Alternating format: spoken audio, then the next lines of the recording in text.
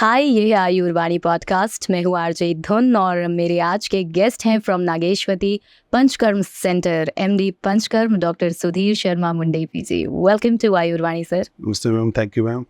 Sir, आप अपनी आयुर्वेद में जो जर्नी है उसके बारे में थोड़ा सा बताइए, थोड़ा अपने बैकग्राउंड के बारे में हमारे लिसनर्स को बताइए। मेरी एजुकेशन ये देहरादून से ही हुई है। मैं सेकंड क्लास तक पौड़ी गढ़वाल में ही पढ़ा हूँ। उसके बाद देहरादून में से मेरी पढ़ाई हुई है और उसके बाद बीएमएस जो मेरी ग्रेजुएशन की डिग्री है वो ऋषिकुल आयुर्वेदिक कॉलेज है हरिद्वार में, वहाँ से हुई है। और उसके बाद एमडी मेरी बीएचयू से हुई है। तो यहाँ से मेरी मतलब ये एकेडमिकल और फिर उसके बाद प्रोफेशनल जर्नी आगे गई है। फिर प्रैक्टिस में आने से पहले मैं साउथ चला गया था और यही रूपरेखा है इसकी। मस्कुलोस्केलेटल डिसऑर्डर्स के बारे में हम आज बात करने वाले हैं। जी। और आपने किस तरह से सोचा कि इस पर्टिकुलर सब्जेक्ट में आपको स्पेशलाइज करना है, आपका इंटरेस्ट इस तरफ कैसे है? मैं जब पढ़ाई कर रहा था अपनी बीएमएस की पढ़ाई और खासकर जब मैं बीएचयू में गया तो मस्कुलोस्केलेटल डिसऑर्डर में मैंने देखा कि क्योंकि बीएचयू में मॉडर्न साइड और आयुर्वेदिक साइड से दोनों फैकल्टीज आमने सामने रहती हैं और एक दूसरे से पूछती भी रहती हैं और नॉलेज हमें उसी ढंग से मिल जाती है। तो जब भी मैंने देखा कि आयुर्वेद मॉडर्न साइड में इसकी ऑटोइम्यून डिसऑर्डर खासकर मस्कुलोस्केलेटल में जैसे कि गठिया रियोमेटॉइड आर्थराइटिस जिसको कहते हैं, उसमें लिमिटेशन है कि वो इम्यूनोसप्रेसेंट मेडिसिन दे रहे हैं या स्टेरॉइड दे रहे हैं। तो एक तो वो कारण रहा। मस्कुलोस्केलेटल डिसऑर्डर में बहुत सारे ऑटोइम्यून डिसऑर्डर हैं जो कि ट्रीटेबल नहीं है वो मॉडर्न साइड से। हालांकि यहाँ भी लिमिटेशन है, आयुर्वेदिक साइड की भी लिमिटेशन है, पर वो एक अच्छे ढंग से और अगर उसको एक आम जन को उसके बारे में जानकारी रहे तो वो सुरक्षित तरीके से अपने आप को ठीक कर सकता है। तो इसलिए मेरा इंटरेस्ट मस्कुलोस्केलेटल पे या दूसरा एक पीआईवीडी कहते हैं जिसमें डिस्क बल्ज हो जाता है, उसमें यूजुअली लोग चले जाते हैं कि हम सर्जन के पास जाएं, अगर किसी ने कहा है तो ऑपरेशन करा दें। तो आयुर्वेदिक विधा खासकर पंचकर्म से वो चीज़ें काफ़ी ठीक हो जाती हैं। एक ऑटोइम्यून डिसऑर्डर में कुछ और चीज़ें आती हैं, स्किन डिसऑर्डर जैसे सोरियासिस हो गया, लाइकन प्लेनस हो गया। तो मेरा इंटरेस्ट जागा कि ऑटोइम्यून डिसऑर्डर खासकर मस्कुलोस्केलेटल डिसऑर्डर के केसेस काफ़ी मिलते थे वहाँ पे मुझे। और उसके बाद मैं केरल भी चला गया तो मैंने जो देखा कि वहाँ पे इसको अच्छे ढंग से ट्रीट किया जा रहा है। तो जैसे कि आपने बताया कि जब आप मॉडर्न साइंस की बात करते हैं उनमें पेन किलर्स या फिर स्टेरॉइड्स बहुत ज़्यादा दिए जाते हैं, तो इनका इम्पैक्ट क्या है लोगों के ऊपर? मैडम, यूजुअली स्टेरॉइड से अधिकतर ज़्यादा लंबे टाइम तक लेने से कई बार वो अवेयर अगर पेशेंट है तो डॉक्टर के पास जाए और पता करे कि भी स्टेरॉइड कब तक खानी। पर अधिकतर क्या करते हैं इंडिया में कि या गांव का पेशेंट है, दूर का पेशेंट है या रिमोट एरिया से आया तो वो क्या करते हैं कि डॉक्टर साहब ने एक बार दवाई लिख दी तो बगैर उनकी जानकारी के वो लेते रहते हैं। और या कई बार उनको लंबी दवाई चलाई जाती है तो उसके साइड इफ़ेक्ट शुरू हो जाते हैं। हाइपरटेंशन, डायबिटीज़ से लेके कॉमन साइड इफ़ेक्ट शुरू हो जाते हैं। या उनकी इम्यूनोसप्रेसेंट मेडिसिन जो दी जाती है कॉमनली उसके कारण से भी उनको दिक्कतें शुरू हो जाती हैं। तो वो एक जो नेगेटिव अप्रोच दिखती है मुझे उन लोगों के लिए जो खासकर इस बारे में अपने बारे में अपनी सेहत के और अपने रोग के बारे में अवेयर नहीं है। तो उनके लिए है कि वो सेफ तरीके से चलें। आयुर्वेदिक साइड में सेफ तरीका ज़्यादा है और पंचकर्म एक प्रोसेस है जिसमें कि जितने मस्कुलोस्केलेटल डिसऑर्डर है उसको कवर किया जा सकता है। तो जैसे आपने अवेयरनेस के बारे में बात की, मस्कुलोस्केलेटल डिसऑर्डर्स को लेके अवेयरनेस लोगों में कैसे लाई जा सकती है? और हमारा ये जो सिस्टम है जो कि अपने आप में एक मस्कुलोस्केलेटल सिस्टम होता है ह्यूमन बॉडी में, ये क्या होता है? मस्कुलोस्केलेटल डिसऑर्डर को आप ऐसे समझिए कि मस्कुलर डिसऑर्डर बहुत सारी बीमारियां हैं तो उसको मैंने एक शब्द दे दिया मस्कुलोस्केलेटल डिसऑर्डर, जैसे ऑस्टियोआर्थराइटिस घुटने में लेडीज के जो बहुत कॉमन है ये भी आफ्टर मेनोपॉज स्पेशली। और दो चीज़ें बड़ी कॉमन होती है, ऑस्टियोपोरोसिस जिसमें जो हड्डी है उसका घिसना क्षरण कह सकते हैं वो होने लग पड़ता है। उसके बाद उसको को बढ़ाने लग पड़ता है, शॉर्टनेस ऑफ हाइट होने लग पड़ती है। तो वो मतलब इस मस्कुलोस्केलेटल डिसऑर्डर एक तो जैसे ये हो गया ऑस्टियोआर्थराइटिस लेडीज में मैं जैसे बोल ही रहा हूँ कि कॉमन है। ऐसे ही रियोमेटॉइड आर्थराइटिस ये भी फीमेल बड़ा कॉमन है जिसको गठिया हम कहते हैं। तो अगर वो समझ पाए और अपनी चीज़ों को अगर किसी डॉक्टर यूजुअली डॉक्टर के पास ही जाते हैं उसको अगर परेशानी ज़्यादा है और उसको समझ पाए कि हाँ ये वाली डिसऑर्डर है। जैसे आजकल बच्चे बहुत देर तक लैपटॉप पे हैं या कंप्यूटर पे हैं तो उनको बहुत कॉमन है कि सर्विकल स्पॉन्डिलोलिटिस उनको या लंबर स्पॉन्डिलोलिटिस, क्योंकि पूरे शरीर में दो ही जोड़ हैं जहाँ पे हम गर्दन को झुका सकते हैं, कमर को झुका सकते हैं, बाकी जो 20 की वर्टिब्रा है वो सीधी रहती है। तो इन दो चीज़ों पे बहुत इम्पैक्ट पड़ता है। उसके कारण परेशानी बहुत है, स्टिफनेस ऑफ नेक हो जाती, गर्दन का अकड़ाहट होना जिसे कहते हैं, या कमर में अकड़ाहट शुरू में ऐसा होता है। तो इसको अगर पहचाने और देखें कि कितना परेशान आपको कर रहा है, और उसके बाद अगर आपको पता लगता है कि ये डायग्नोसिस है और ये लिमिटेशन है किसी भी चीज़ में, तो आप एक आयुर्वेदिक फिजिशियन के पास भी जरूर जाएं। तो क्या एज जो थी पहले, जिस एज में लोगों को ये इशू हुआ करता था, ये डिसऑर्डर हुआ करता था, क्या वो रिसेंट टाइम्स में कम हुई है? डेफिनेटली बड़ा अच्छा क्वेश्चन है, बल्कि बड़ी है। अच्छा। हाँ, जैसे मैं कह ही रहा हूँ कि पहले हम पढ़ते थे कि जो सर्विकल स्पॉन्डिलाइटिस है, गर्दन की अकड़ाहट, जो गर्दन में अकड़ाहट हो रही है, पेन जा रहा है, कंधों तक जा रहा है, फोर आर्म तक जा रहा है। तो आजकल का जो डिसऑर्डर है, और ये जो आजकल की लाइफस्टाइल है, लाइफस्टाइल के कारण से क्या हो रहा है कि जैसे मैं कह रहा था कि जैसे लैपटॉप है या कंप्यूटर पे बच्चे लगे रहते हैं, इंडोर एक्टिविटी ज़्यादा होगी बच्चों की आउटडोर एक्टिविटी से, और लेक ऑफ एक्सरसाइज के कारण से तो डिजनरेशन शुरू हो जाती, जो कि पहले कभी हम सुनते थे कि 40 साल या 50 साल से ऊपर हो रही है। तो वो डिजनरेशन जल्दी हो रही है बच्चों में। तो ये चीज़ें दिक्कत तो उनको ज़्यादा कर रही हैं। पहले अगर उसको ठीक करने के लिए दवाई चलती, तो एक्सरसाइज उनको बतानी पड़ती, मतलब जो एक्सरसाइज पुराने टाइम पे की जाती थी रेगुलर, अब वो उनको जिम जाके और एक्सरसाइज बतानी पड़ती है कि ये करो। तो एक बल्कि ये दिक्कत इनमें बढ़ रही है बच्चों में। ऑल्सो जो लेडीज़ अभी एक ऐसी एज में है, अपने उम्र के उस पड़ाव पर है जहाँ पर वो मेनोपॉज अंडरगो कर रही हैं, उन लोगों के अंदर ये सबसे ज़्यादा देखा जाता है। बिल्कुल। और क्या कोई प्रिवेंटिव मेजर भी है जो कि आयुर्वेद प्रोवाइड करता है इस चीज़ के लिए, या फिर सिर्फ क्योर ही है? मतलब यहाँ पे आयुर्वेद और मॉडर्न अलग नहीं है, यहाँ पे ऐसे सेपरेट नहीं कर सकते। आयुर्वेद भी यही बातें करता है कि आप व्यायाम करिए, आप अपने खाने, आहार और विहार बड़ा इंपॉर्टेंट है आयुर्वेदिक में। तो आहार कैसा लेना चाहिए, जनरली अगर मैं कहूँ तो लघु आहार वर्णित है आयुर्वेद में, कि लघु आहार लें। गुरु आहार मतलब भारी, जैसे दालों में देखिए राजमा, उड़द, चना, छोले, लोबिया भारी आहार या गुरु आहार माना जाता है, तो ये अवॉइड करना है। और आजकल जैसे दूध है, मिल्क है, उसमें मलाई वाला दूध है, उसको अवॉइड करें। मीठी चीज़ें खासकर उनको अवॉइड करें। तो ये लघु गुरु आहार का जो वर्णित है आयुर्वेद साइड में, वो बताता है। और विहार मीन्स चलना, एक्टिविटी करना, एक्सरसाइज के रूप में, किसी भी रूप में। आप कोई भी फिजिकल, ऐसा कोई जरूरी नहीं कि कोई स्पेसिफिक एक्सरसाइज के लिए वो कहता है। आप व्यायाम करें, चलना, पैदल चलना ये बहुत बड़ा व्यायाम है, तो उसके लिए वो कहता है कि आप इसको करें। तो क्या कोई सर्टेन डेफिशिएंसी है जिसकी वजह से ये आपकी बॉडी में हो रहा है? क्योंकि हम खाने की बात करते हैं और सर्टेन टाइप के खाने की बात करते हैं। बिल्कुल, आजकल के टाइम पे अगर जैसे आपने अभी क्वेश्चन किया था कि ऑस्टियोपोरोसिस के बारे में आप बोल रही थी, तो लेडीज के साथ तो है ना, भारत में अभी भी कई महिलाएं अपने खाने पे ध्यान नहीं देती हैं। उनको अगर दूध वगैरह की जरूरत है तो वो टाइम नहीं, पहले अपने परिवार वालों के बारे में सोचती हैं, अभी भी सोचती हैं। नई जनरेशन अच्छी बात है कि अपने बारे में, इस बारे में उनकी अवेयरनेस आ गई है, पर अभी भी पुराने टाइम से जो देखते हैं, मैं अपने घरों में भी देखता हूँ, तो वो इतना अवेयरनेस, तो मतलब दूध नहीं लेंगे तो कैल्शियम की कमी हो जाएगी। अगर हम विटामिन डी, दो बड़े कॉमन चीज़ें हो गई, एक तो कैल्शियम की कमी और विटामिन डी की कमी, क्योंकि सन एक्सपोजर में भी अब रहना कम कर दिया लोगों ने। अधिकतर एसी का इस्तेमाल करते हैं, सुबह से ही कई के घरों में शुरू हो जाते हैं, गर्मियों में खासकर देखता हूँ, तो उससे बचना। और तीसरा लेक ऑफ एक्सरसाइज बड़ा काउंट करेंगे। लोग इंडोर गेम तो खेल रहे हैं पर आउटडोर एक्टिविटी कहीं नहीं कर रहे हैं, तो वो कमियां जब शरीर में आ जाती हैं, फिर चाहे मॉडर्न साइड से हो चाहे आयुर्वेदिक साइड से मेडिसिन तो उनको लेनी पड़ेगी, पर प्रिवेंशन तो एक्सरसाइज खाने से और इससे ही होएगा। कुछ साइकोलॉजिकल रीजंस भी ज़रूर होते होंगे, बिकॉज जब हम देखते हैं कि लोग जब क्लिनिकल डिप्रेशन से जब वो सफ़र कर रहे होते हैं, एक्यूट डिप्रेशन है उन लोगों को, तब भी हम कहते हैं कि विटामिन डी की कमी हो सकती है किसी एक इंसान के अंदर। तो क्या इसकी कोई साइकोलॉजिकल रीजंस भी हैं इसकी वजह से? बीमारी जैसे किसी, वो तो कोई विटामिन डी की कमी हो गई तो उसको साइकोलॉजिकल इफेक्ट भी आ सकते हैं, मतलब उस परेशान है ना बीमारी से, परेशान कोई भी किसी भी बीमारी से परेशान होगा तो साइकोलॉजिकल किसी भी बीमारी से आ सकते हैं किसी में भी, तो वो बड़ा इंपॉर्टेंट है कि उसको भी रूल आउट किया जाए। फिर दूसरा ये भी बड़ा इंपॉर्टेंट आजकल के टाइम में मैं देख रहा हूँ कि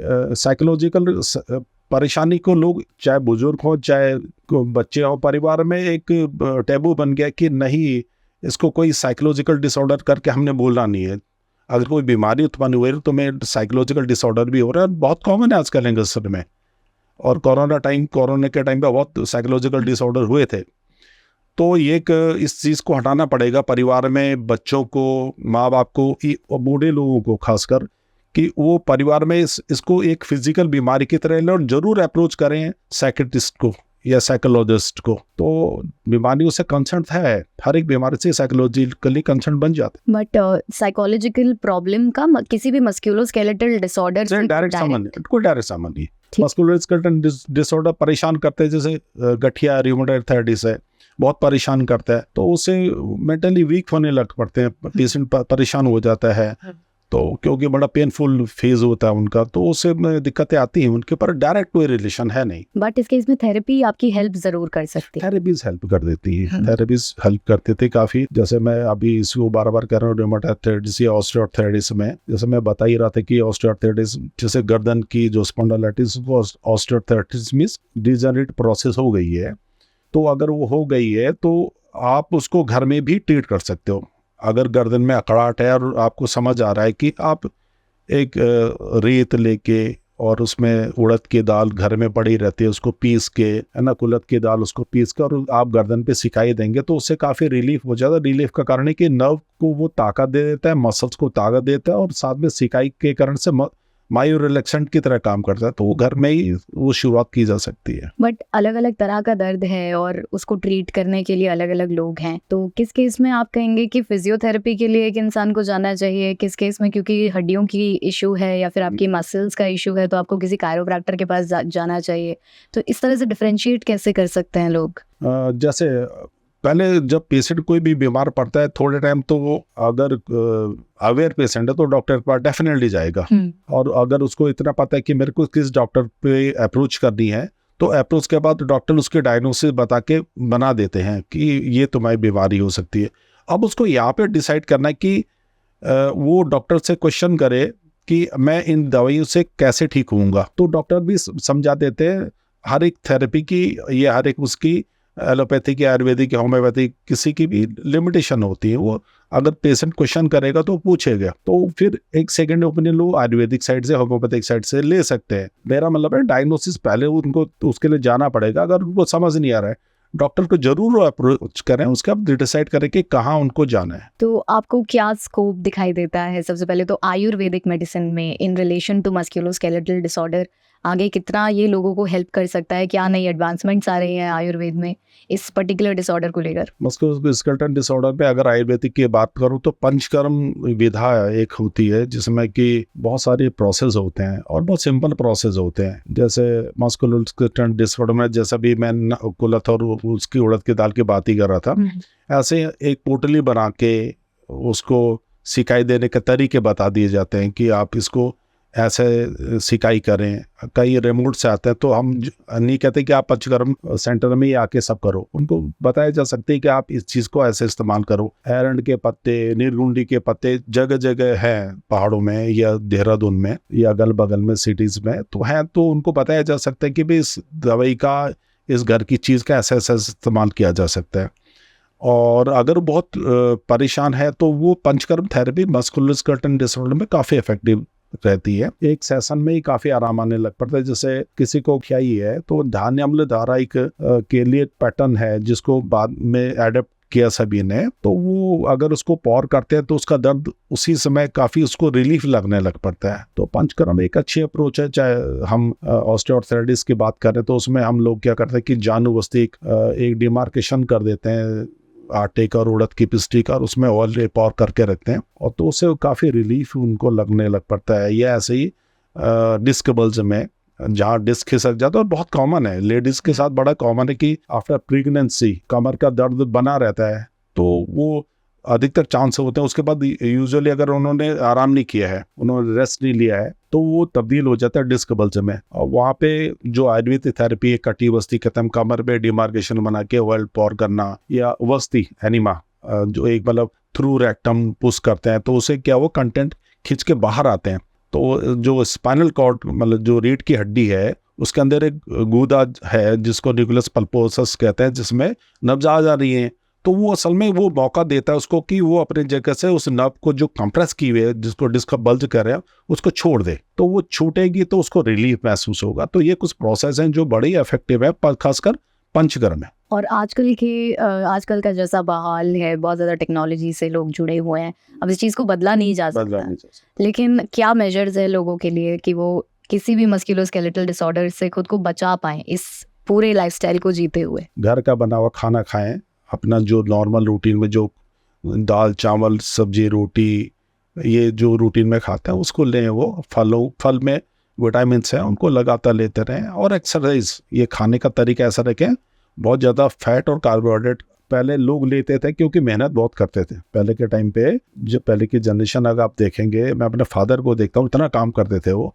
आजकल की हम लोग और थोड़ा सा इस एक्टिविटी में कम हो गए, हमारे बच्चे और डल होते जा रहे हैं। तो ये खाने का कंट्रोल, ये समझना कि कौन सी चीज़ मेरे लिए फ़ायदेमंद है, किसकी न्यूट्रिशन, मतलब अवेयरनेस तो लानी पड़ेगी। अवेयरनेस जरूरी है, हर एक को समझना पड़ेगा कि ये चीज़ें मेरे लिए फ़ायदेमंद नहीं है। विज्ञापन देखते हैं और कई बच्चे स्टूडेंट उस पर आकर्षित होते हैं उसको देख के, पर उसके बारे में जानकारी लिए बगैर उसको खाना ही पीना शुरू कर देते हैं, जानते नहीं है। ये टेम्पटेशन है मार्केट का, पर उसको टेम्पटेशन को हटाना पड़ेगा। स्वस्थ रखना है तो आहार में तो वो चीज़ करना ही पड़ेगा। और बिहार में आप रेगुलर एक्सरसाइज करें, अगर रोज चलना ही एक बड़ी एक्सरसाइज है। और बहुत ही टाइट स्केड्यूल भी है ना, जैसे अगर आप ऑफिस में भी देखते हैं तो लॉन्ग सिटिंग आवर्स होते हैं, अब कोई भी किसी को रिमाइंडर नहीं दे रहा है, तो इस चीज की मेरे ख्याल से जिम्मेदारी लोगों को भी खुद से ही समझनी पड़ेगी। अब वर्क कल्चर ही ऐसा हो गया आजकल, अधिकतर बैठ के ही अधिक एक्टिविटी, फिजिकल एक्टिविटी कम हो गई है, तो ये चीज़ें तो हो गई। मैं इसका एक वो बता रहा हूँ, जो अवेयर इन फील्ड में एक डॉक्टर है, बहुत बिजी थे, वेदांता हॉस्पिटल के डॉक्टर थे। मैं देखता था उनकी ओपीडी में क्या कर रखा था, उनको चलने के लिए उन्होंने तरीका ढूंढ लिया था। अब वो तो अवेयर है ना कि मुझे फिजिकल एक्टिविटी, उन्होंने 2 ओपीडी रखी हुई थी अपनी। अभी एक पेशेंट को यहाँ देखा, दूसरे पेशेंट को दूसरे ओपीडी में देख रहे हैं। तो मैं बड़ा हैरान हुआ, सर मैंने कहा मैंने इनको यहाँ देखा, आप मुझे उधर बुला रहे हैं कि यहाँ पे सर ऐसा है कि हमें फिजिकल एक्टिविटी करने को मिलती नहीं है। तो मैं 20 मिनट चेंज करने के लिए उठ जाता हूँ फिर, क्योंकि पेशेंट बहुत ज़्यादा होते हैं।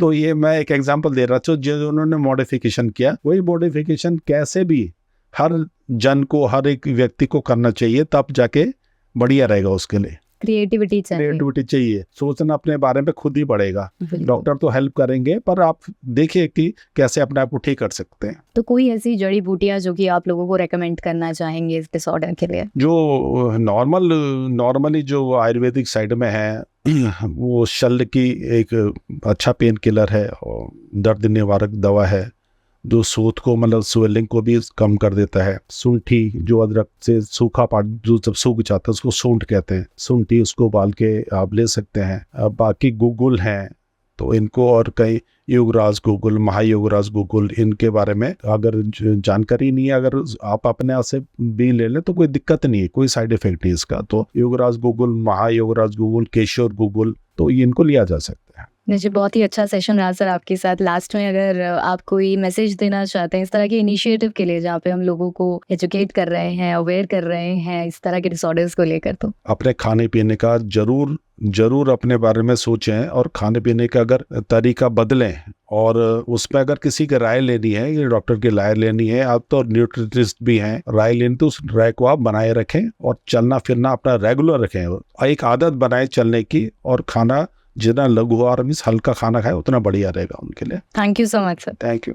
अधिक जानकारी के लिए आप विभाग की वेबसाइट www.uttarakhand.ayurved.co.in पर जाकर जानकारी ले सकते हैं। साथ के साथ facebook.com/UKDIR आयुर्वेद और ट्विटर के ऊपर UKDIR आयुर्वेद, और इंस्टाग्राम पर भी UKDIR आयुर्वेद यानी कि उत्तराखंड डायरेक्टरेट आयुर्वेद पर जाके आप चेक कर सकते हैं। साथ ही किसी भी सरकारी आयुर्वेदिक अस्पताल और आयुष्मान आरोग्य मंदिर पर भी संपर्क कर सकते हैं।